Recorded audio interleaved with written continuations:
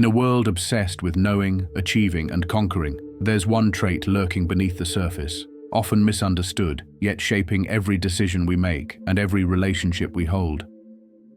What if I told you that the key to understanding ourselves and others lies in recognizing a single, misunderstood trait? According to Carl Jung, one of the greatest psychological thinkers of all time, this trait holds the power to unlock the greatest mysteries of human nature. Today, we'll delve into what this trait really is, why it's so misunderstood, and how embracing it can transform your life. Carl Jung was one of the most influential figures in the history of psychology, and his ideas continue to resonate today, shaping how we understand ourselves and each other. To truly grasp the misunderstood trait that Jung emphasized, it's essential to first explore the foundational concepts of his psychological theories.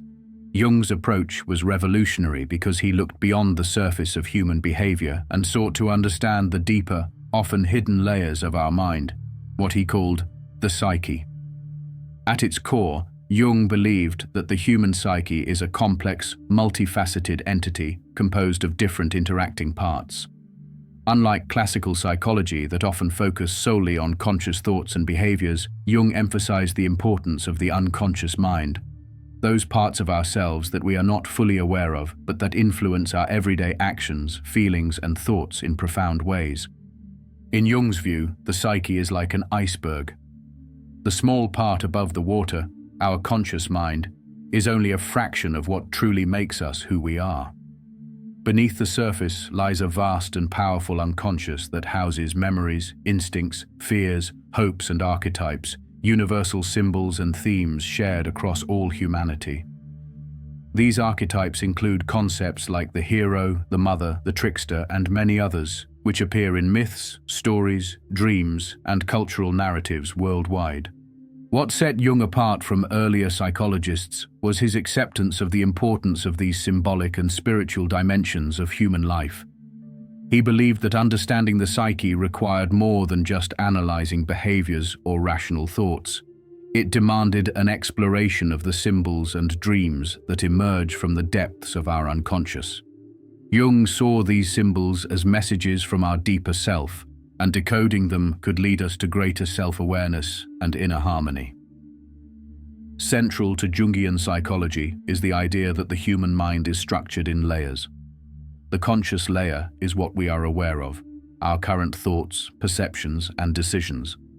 Beneath that lies the personal unconscious, which contains forgotten memories, suppressed feelings, and unused potentials.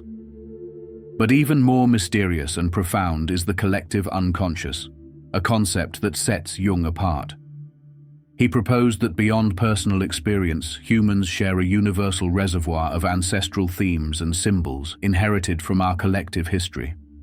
This collective unconscious manifests through myths, religion, and shared human experiences across cultures and eras. Jung's approach also emphasized the importance of individuation, a lifelong process of becoming fully oneself by integrating all facets of the psyche. This includes acknowledging and reconciling the parts of ourselves we might be uncomfortable with or unaware of, particularly those hidden in the shadows of our unconscious. The psychological tools Jung used to explore these dimensions included dream analysis, active imagination, and deep introspection. Through dreams, for instance, he believed the unconscious speaks to us in symbolic language. Recognizing and interpreting these symbols can help us understand the hidden parts of ourselves, including fears, desires, and unresolved conflicts. Another key element in Jung's psychology is polarities, the idea that the human psyche contains opposing forces that must be balanced for personal harmony. For example, introversion and extroversion, thinking and feeling, or rationality and intuition aren't simply traits we possess, but are dynamic energies that influence our behavior and emotional well-being. Recognizing these forces within us enables us to grow and become more whole. In essence, Jung's psychology is about becoming aware of the entire landscape of our inner world.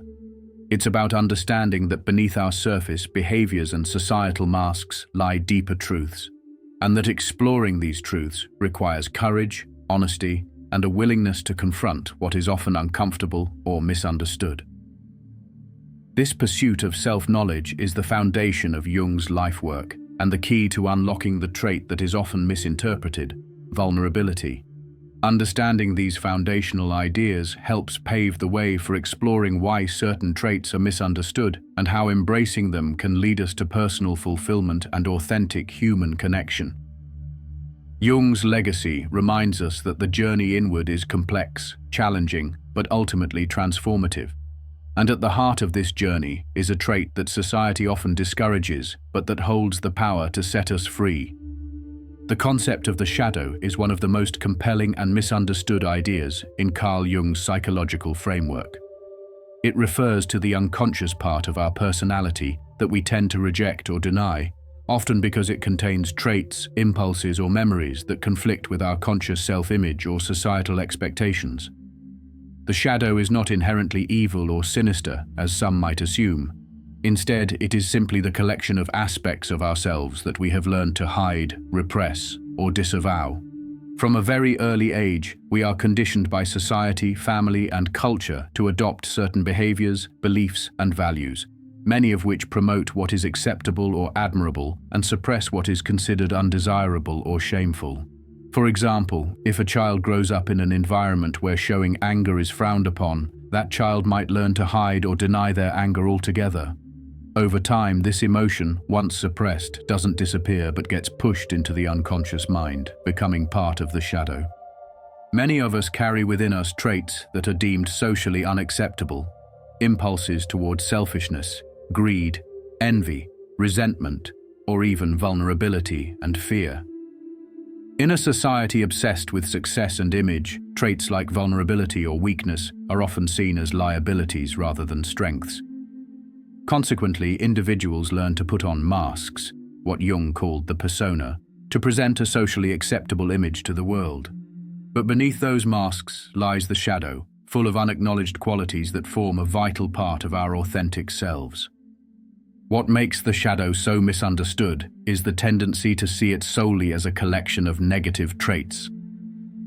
While it does harbor qualities like selfishness or anger, it also contains positive potentialities: creativity, passion, spontaneity, and even compassion, traits that require acknowledgement and integration.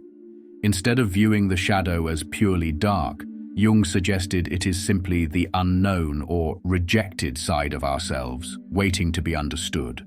The reason we often fear the shadow is because it confronts us with truths we might find uncomfortable or threatening.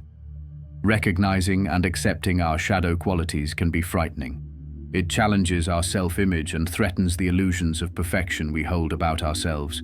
It's easier to project those undesirable traits onto others or to deny their existence than to face them directly. Yet, doing so creates inner conflict, emotional turbulence, and a disconnection from our true nature. The process of confronting the shadow requires courage. It involves honest self-reflection, acknowledging parts of ourselves that we prefer to ignore. When we do this, we begin to see that these hidden traits are not enemies but integral aspects of our personality, valuable pieces of the larger puzzle of who we are. Jung believed that embracing the shadow is essential for psychological health and growth. When we suppress or ignore these parts, they don't vanish. Instead, they often manifest in unhealthy ways, through projection, where we see our undesirable traits in others, through self-destructive behaviors, or through emotional outbursts that seem disproportionate to the situation.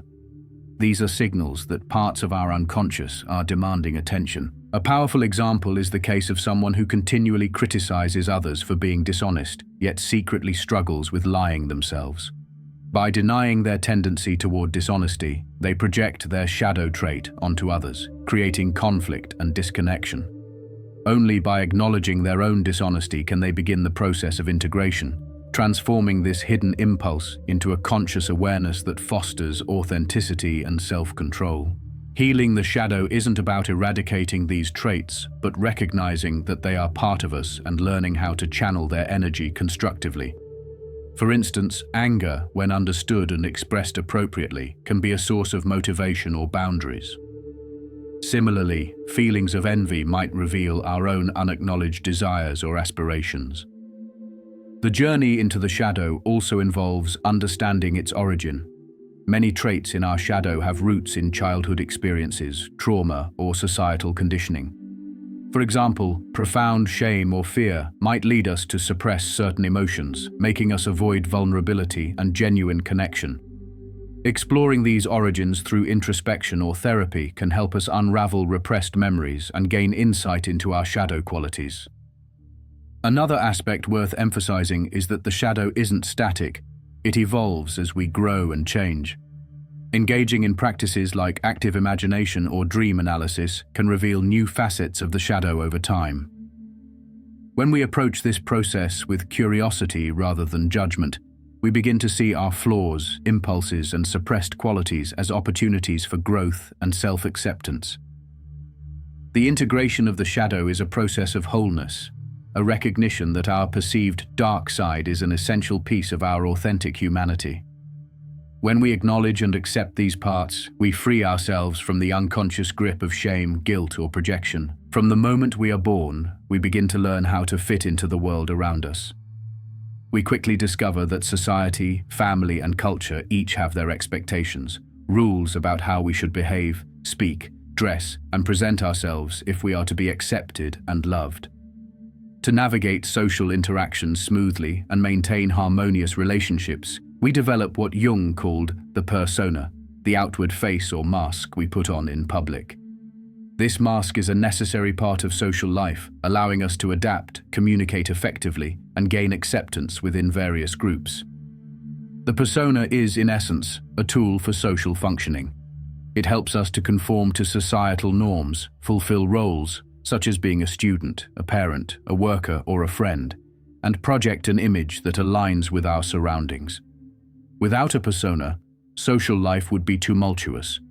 We'd be overwhelmed by the contradictions and chaos of conflicting expectations. But, like any tool, the persona can become problematic if we forget that it is only a mask. When the persona becomes too rigid or over-identifies with itself, we risk losing touch with our authentic selves underneath that mask. Imagine a person who has spent years cultivating a friendly, outgoing persona at work and in social settings. Yet, deep down, they feel exhausted and disconnected from their true feelings. They might force themselves to smile and act cheerful even when they're tired, anxious, or unhappy. Their true self, their feelings, doubts, and vulnerabilities remains hidden behind a veneer carefully crafted for social approval. Over time, this disconnect can cause internal conflict, frustration, and even identity crises because the boundary between the true self and the persona becomes blurred.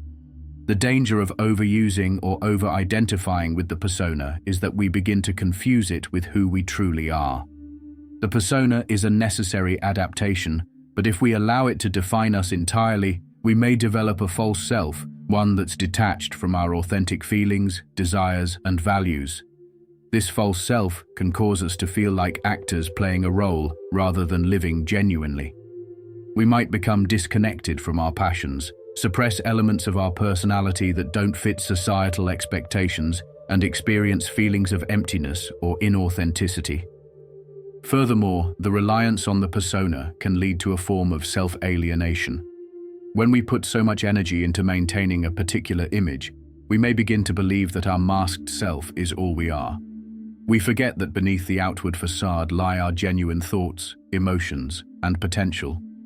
This disconnection makes it harder to develop meaningful relationships because we're sharing only a part of ourselves, an edited version crafted for approval rather than who we truly are. Such superficial interactions can foster loneliness and a sense of inauthenticity. In many ways, the persona acts as a survival mechanism. For example, in professional settings, adopting a confident and composed persona helps us succeed and be taken seriously. In family life, wearing a caring or responsible mask might help maintain harmony.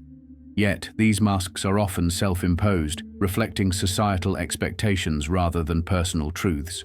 When we rely on them excessively, they can become barriers, preventing us from expressing our real feelings and connecting on a deeper level. The key issue arises when the persona is mistaken for our true identity. This confusion can lead to psychological imbalance as we are living out a role rather than authentically expressing ourselves. It can also cause internal conflicts, for example, feeling guilty or hypocritical when our inner feelings clash with the persona we project outwardly. When we are constantly wearing masks, we might experience feelings of fatigue, frustration, or even depression because we're not aligned with our true selves. Recognizing and understanding the role of the persona in our lives requires honest self-reflection. It involves asking ourselves uncomfortable questions. Am I presenting my true self, or am I just fitting into societal molds? Do I feel free to express my genuine thoughts and feelings, or do I hold back to avoid rejection or judgment? When we become aware of the persona's influence, we can begin the process of disentangling it from our core identity. A healthy relationship with the persona involves acknowledging it as a necessary part of social interaction while not allowing it to dominate our sense of self. We can consciously choose how to present ourselves without losing sight of our authentic feelings and beliefs. This balance allows us to engage with others sincerely and openly, fostering trust and genuine connection. In Jung's view, the integration of the persona with our true self is a vital step toward individuation, a process of becoming whole. When we recognize that the persona is just a mask, we create space to explore and express the parts of ourselves that we've kept hidden. In Jungian psychology, the concepts of anima and animus represent the inner feminine and masculine archetypes that exist within each of us, regardless of our biological sex. These archetypes are core elements of the collective unconscious, and they shape how we experience and relate to the opposite sex, influence our inner sense of balance, and guide our journey towards self-awareness. The anima is considered the unconscious feminine side present in men. It embodies qualities traditionally associated with femininity: intuition, emotion, nurturing, creativity, receptivity, and empathy. For women, the animus is the unconscious masculine side, representing traits such as assertiveness, logical thinking, independence, strength, and willpower. These inner archetypes are not mere stereotypes. They are deeply rooted symbols that influence how we perceive ourselves and others. Understanding the anima and animus is crucial because they are not static entities. Instead, they are dynamic forces that develop through life experiences, relationships, and the process of individuation, a personal journey toward wholeness. When these archetypes are well integrated, they serve as vital sources of inner strength and self-knowledge. However, when they remain unconscious or unbalanced, they can manifest in projections, misunderstandings, and relationship conflicts. Many men, for instance, have an unconscious anima that influences their emotional life, their ability to express vulnerability, and their capacity for empathy. If neglected or repressed, this anima may surface as confusion about their feelings, mood swings, or idealized notions about women that aren't grounded in reality. Conversely, some men suppress their emotional side altogether, which results in a rigid, unemotional exterior that masks inner vulnerability. This repression often leads to difficulty forming deep connections or experiencing genuine intimacy. Similarly, women unconnected to their animus may struggle with qualities like assertiveness, independence, or logical decision-making. They might find themselves overly shopping for approval or hesitant to express their true opinions. When women suppress or ignore their masculine qualities, they might feel conflicted or internally divided, torn between societal expectations of femininity and their own inner drive for autonomy and strength. On the other hand, some women develop an exaggerated animus, leading to dominant, aggressive, or overly rational behavior that can alienate others or cause internal dissatisfaction. The relationship with these archetypes begins in childhood and evolves over time. During early development, individuals may form unconscious impressions of how the opposite sex operates within their inner world, shaping their expectations and behaviors in adult relationships. For men, developing awareness of their anima can bring emotional richness, empathy, and authenticity, while for women, acknowledging their animus can foster independence, decision-making, and assertiveness. One of the profound insights Jung offered is that these archetypes, when integrated, lead to internal harmony. The anima and animus operate as internal guides, helping us navigate our emotional and rational worlds. When these forces are in balance, we experience a sense of completeness, a unity that allows us to relate more healthily to ourselves and others. If, however, we suppress or distort either archetype, it leads to internal conflicts that ripple outward in our relationships. Projections often occur when we haven't integrated our anima or animus. For example, a man might project his anima onto a woman he admires or fears, attributing qualities that aren't necessarily true about her, but reflect his internal feminine archetype.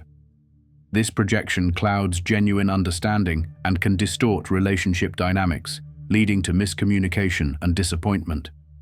Similarly, a woman might unconsciously project her animus onto a man, idealizing or criticizing him based on internal masculine archetypes that she hasn't fully recognized or integrated.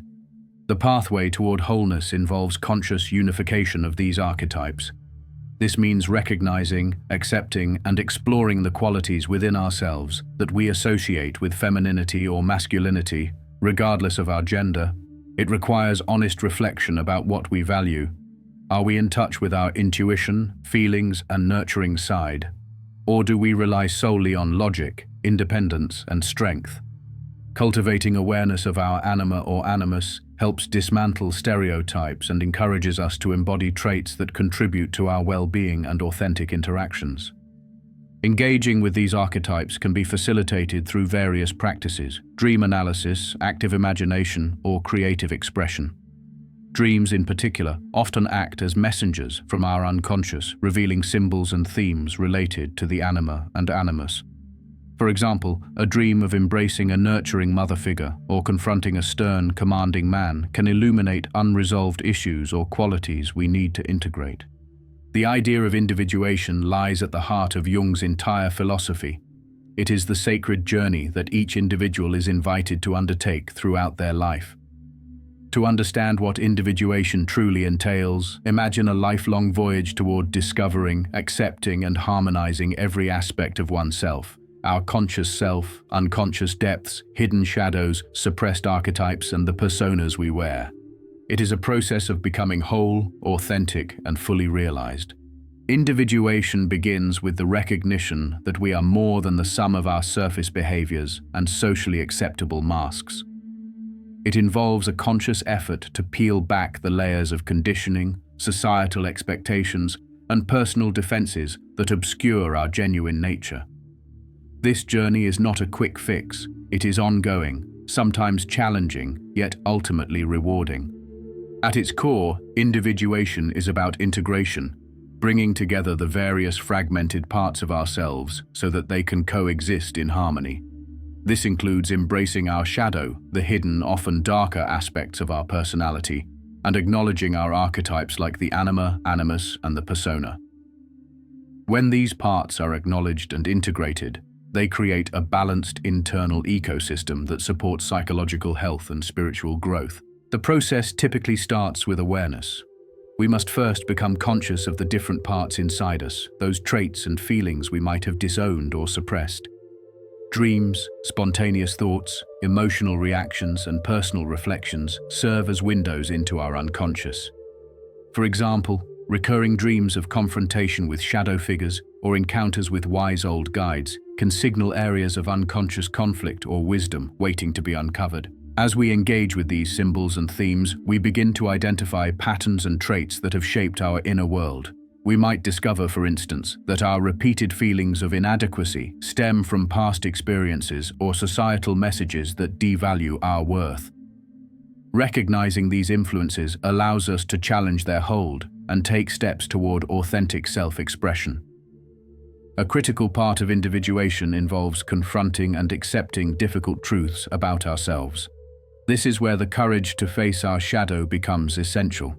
It often requires us to revisit memories, acknowledge uncomfortable feelings, and admit vulnerabilities we've long hidden.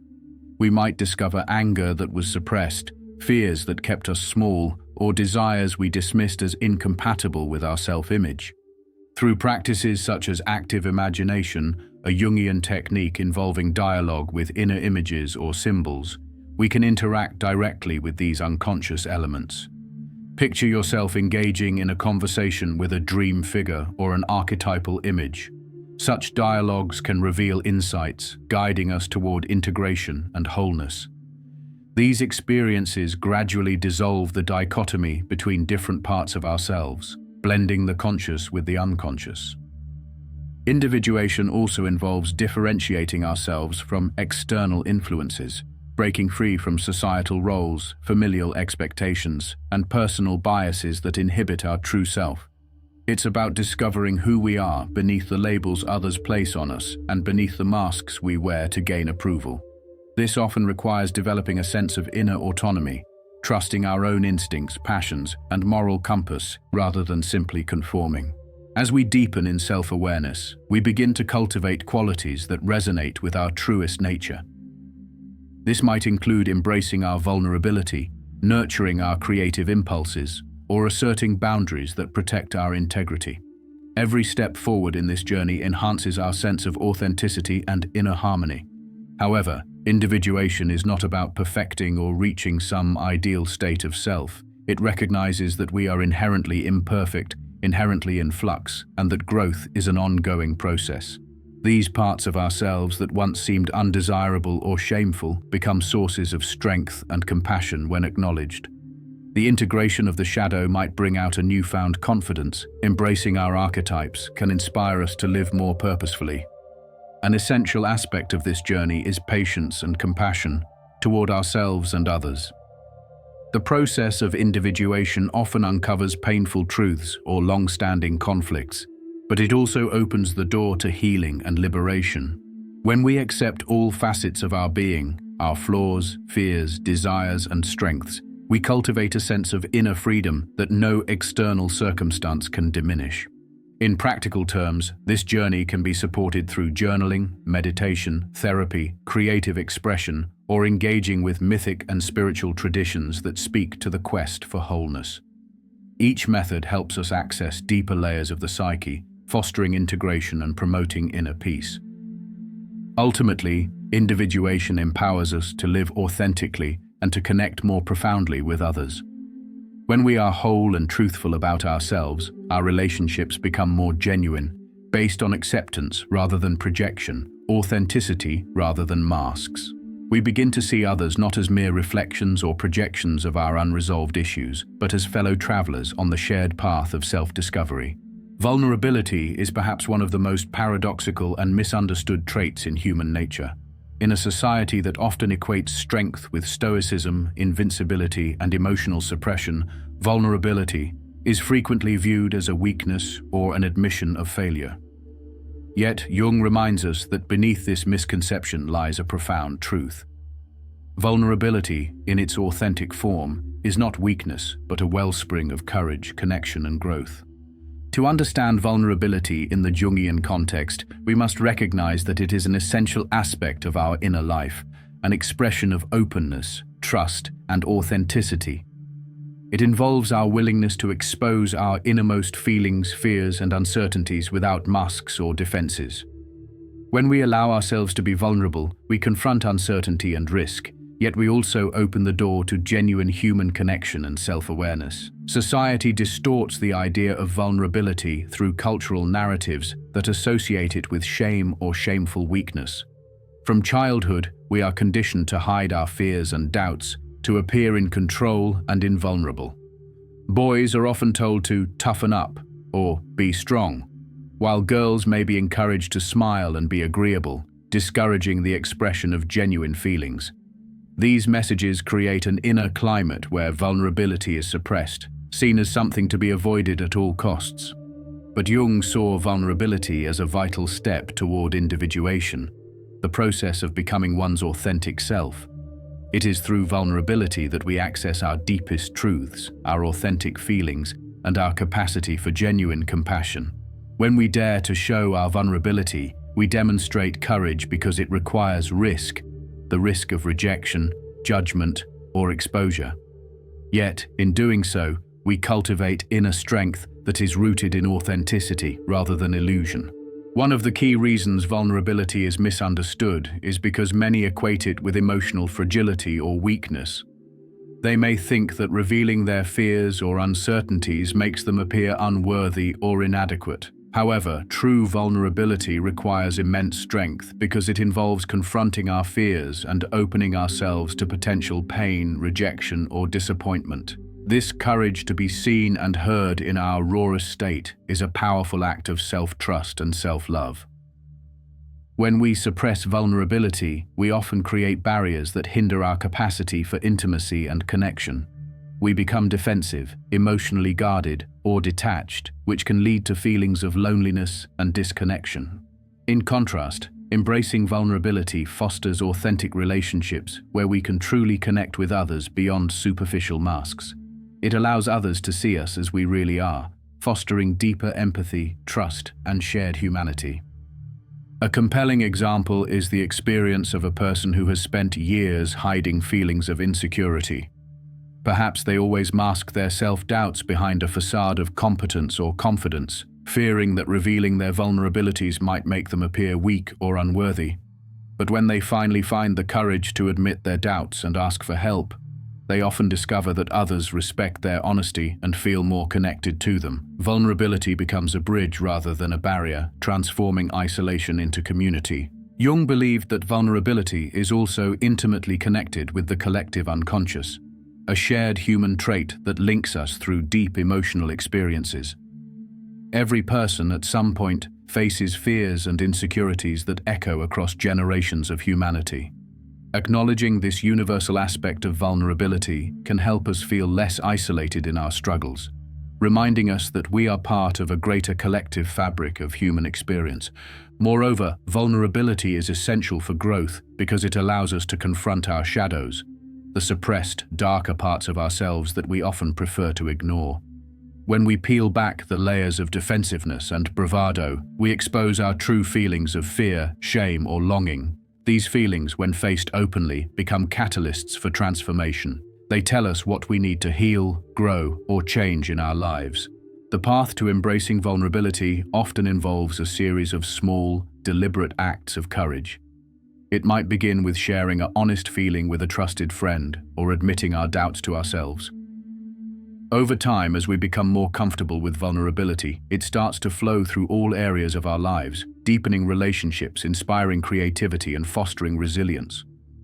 Practicing vulnerability also requires us to develop self-compassion. It's natural to fear being judged or rejected, but through compassionate self-awareness, we learn to accept and even cherish our imperfections.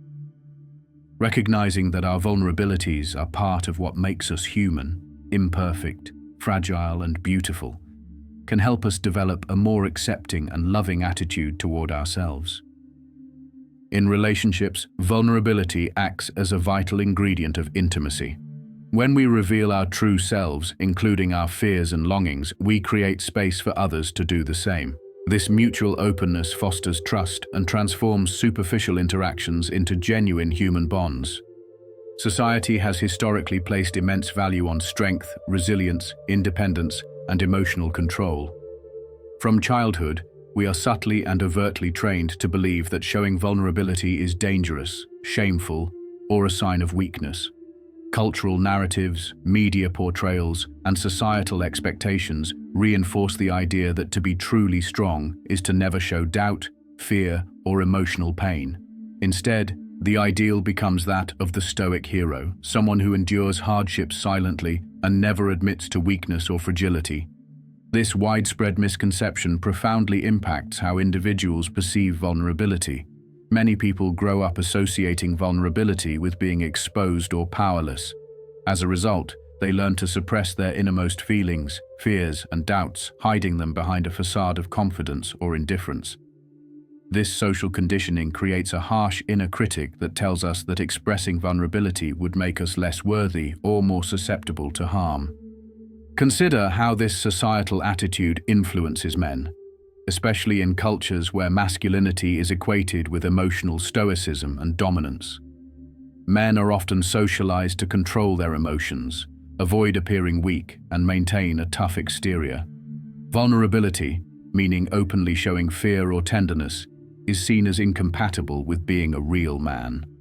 This discourages them from seeking help when they are struggling emotionally or admitting feelings of insecurity. Instead, many may develop internalized shame or denial, which can lead to emotional isolation, depression, or even destructive behaviors. Women, too, are subjected to societal pressures that dictate how they should express or suppress vulnerability. While they might be encouraged to be caring, nurturing, and empathetic, they also often face criticism or ridicule if they appear overly emotional or vulnerable. Media portrayals frequently reinforce stereotypes that women should be resilient yet simultaneously delicate or fragile, creating conflicting messages about when vulnerability is acceptable and when it is deemed unseemly. The consequences of these cultural stigmas are far-reaching. When vulnerability is considered shameful, individuals tend to build emotional armor, defenses that may protect them in the short term, but ultimately cause long-term harm. This armor manifests as emotional detachment, guardedness, or superficial social interactions. It can also lead to internal conflicts, where a person longs to be authentic but fears rejection or ridicule if they reveal their true feelings. In intimate relationships, the suppression of vulnerability can lead to feelings of loneliness and disconnection. When people hide their fears, doubts, or desires, they create barriers that prevent genuine intimacy. Partners may sense that something is being concealed but feel unable to pierce through the facade, resulting in superficial exchanges and emotional distance. Over time, this disconnect can erode trust and foster a sense of loneliness even within committed relationships. Furthermore, societal misconception about vulnerability perpetuates a cycle of emotional repression and chronic stress. Suppressing feelings of fear or sadness doesn't make them disappear. Instead, they are pushed into unconscious layers of the psyche, where they fester and manifest as anxiety, depression, or physical ailments. The societal message that vulnerability is dangerous discourages individuals from seeking the support or help they desperately need, which further exacerbates mental health struggles. Another dimension of societal misconception involves the idea of perfection and the pressure to appear flawless. Social media, in particular, amplifies these expectations, showcasing curated images of success, happiness, and strength. People are bombarded with visions of ideal lives, leaving many feeling inadequate or ashamed of their vulnerabilities. They believe expressing their genuine struggles will expose their imperfections and make them unworthy of admiration or acceptance. This leads to the phenomenon of emotional armor, masking internal struggles behind a veneer of success. The internalization of these cultural messages often results in a form of self-alienation. We become strangers to ourselves, suppressing the very qualities that make us human, our fears, imperfections, and longing for connection. We tell ourselves stories that vulnerability is a sign of failure instead of recognizing it as an act of courage and authenticity. Challenging these deeply ingrained societal myths requires conscious effort. It involves questioning our assumptions about strength and weakness and redefining what it means to be brave. Vulnerability is, in fact, an act of courage because it entails risking judgment, rejection, or hurt. When we embrace our vulnerability, we rebel against societal prejudices and honor our true selves. Creating safe spaces, whether in therapy, close relationships, or supportive communities, is essential for fostering vulnerability. As more people share their authentic feelings and struggles, the cultural stigma diminishes, and vulnerability begins to be seen as a vital aspect of human authenticity. Stories of vulnerability in media, leadership, and personal narratives serve as powerful counterexamples to the myth that strength is synonymous with emotional invulnerability. Ultimately, overcoming societal misconceptions about vulnerability is a collective effort. It demands that we all actively question and deconstruct cultural narratives that discourage openness. When individuals acknowledge and embrace vulnerability, they inspire others to do the same. In a world that often teaches us to hide, defend, and suppress our true feelings, the idea of embracing vulnerability can seem both radical and frightening. It's a leap into the unknown, a risk that exposes us to potential pain, rejection, or disappointment. Yet, paradoxically, it is precisely through this act of courageous openness that we find the deepest connection to ourselves and others. When we allow ourselves to be truly vulnerable, we step into a space of authenticity where genuine human connection can flourish. Connection rooted not in superficial appearances, but in shared truth and acceptance. Vulnerability is the bridge that transforms surface-level interactions into meaningful relationships. It's the courage to speak honestly about our fears, express our desires, and admit our doubts, even when it feels uncomfortable. This openness invites empathy and trust from others, creating a space where real understanding can happen. When someone shares their struggles or doubts, it signals that they trust us enough to show their true selves. In turn, we often feel inspired to reciprocate, fostering a cycle of mutual authenticity that can heal loneliness and foster community. Imagine for a moment the profound difference it makes when a person reveals their true feelings, the anxiety they carry, the hopes they cling to, or the compassion that wells up inside, without sugarcoating or disguising. Suddenly, barriers crumble, and two human beings connect at a deeper level. This kind of connection isn't superficial or fleeting, it's transformative, nurturing kindness, compassion, and understanding. It's a reminder that beneath our masks of strength or independence, we all crave acceptance and belonging. Embracing vulnerability also holds a secret power: personal growth. When we expose ourselves to potential judgment or rejection, we develop resilience. Each act of honesty, each confession of imperfection, weakens the grip of shame and fear. Over time, these acts strengthen our inner core, making us more adaptable, compassionate, and self-aware. We learn that it's okay to be imperfect and that true strength lies in our capacity to accept ourselves fully, flaws and all. Furthermore, vulnerability is intimately tied to our creative and spiritual lives. Artists, writers, musicians, and spiritual seekers often speak of the importance of openness, of showing their rawest feelings and experiences to create true beauty and connection.